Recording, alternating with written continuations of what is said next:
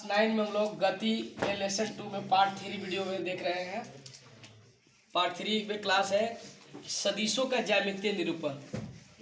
किसी सदिश राशि को एक अगर हम ज्यामितीय निरूपण करना चाहते हैं तो यही है कि इसको हम एक एरो से दिखाते हैं। किसी से दिखाते हैं? एरो से। यही है सदिश के निरूपण का एक मेथड। और यहाँ ये एरो की लंबाई जो है उसकी सदिश की परिमाण बताता है और ये एरो का जो दिशा है वो सदिश की दिशा को बताता है। मैंने लिखा भी है कि किसी सदिश राशि को एक दिष्ट रेखा अर्थात एक तीर एरो से दिखाते हैं, निरूपित करते हैं। जहाँ एरो के को सदिश कहते हैं। एरो को क्या कहते हैं? सदिश।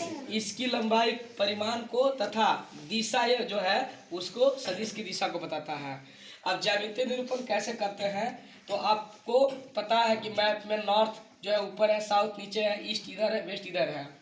अगर मान लीजिए कि इस तरह से आपको 1 मीटर को दिखाना है, उसको 1 सेंटीमीटर के स्केल पर आपने ग्राफ लिया है और अगर आपको इस तरह से दिखा करके S1 बोला गया है तो आप देखिए ये ईस्ट की ओर है तो S1 का अगर आपका सदिश पूछा जाएगा S1 का वैल्यू कि कितना है ये निरूपित कर रहा है तो आप देखिए 1 2 3 मीटर किधर तो पूरब की ओर तो 3 मीटर पूरब।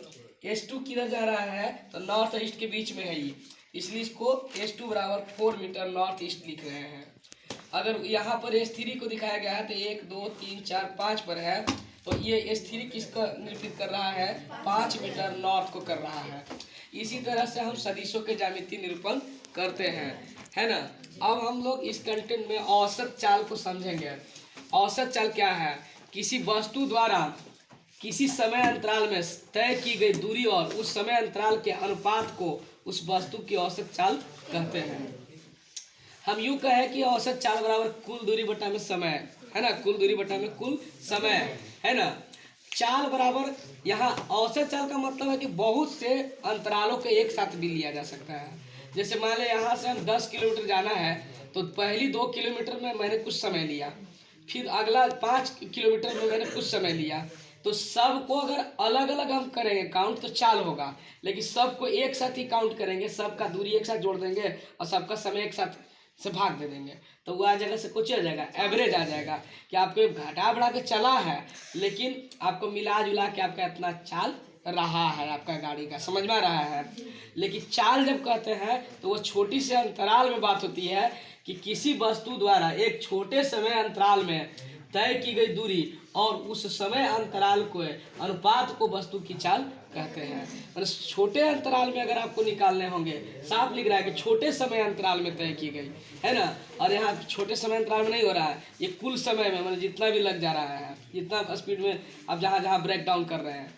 तो ये बात आ रही है। चाल का मात्रक पूछेगा कोई तो किलोमीटर प्रति घंटा या मीटर प्रति सेकेंड।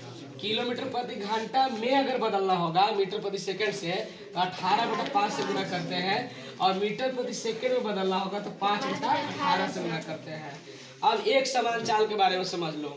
यदि कोई वस्तु बराबर समय अंतराल में बराबर दूरी तय करे, चाहे वह समय अंतराल कितना ही छोटा क्यों न हो, चाल एक समान कहा जाएगा। ऐसे समझ लो कि A से B तक जाना है, इसमें बीच में 5 10 15 20 इतना किलोमीटर पर मान ली खंभा गड़ा हुआ है तो पहली 5 किलोमीटर जाने में भी 1 घंटा लगा, अगला 5 किलोमीटर भी 1 घंटा में ही गया, अगला फिर 5 किलोमीटर 1 ही घंटा में गया। तो बार बार समय का अंतराल बराबर है और दूरी का अंतराल भी बराबर है, तब हम कहेंगे कि चाल एक समान है। तब क्या कहेंगे हम? एक समान है।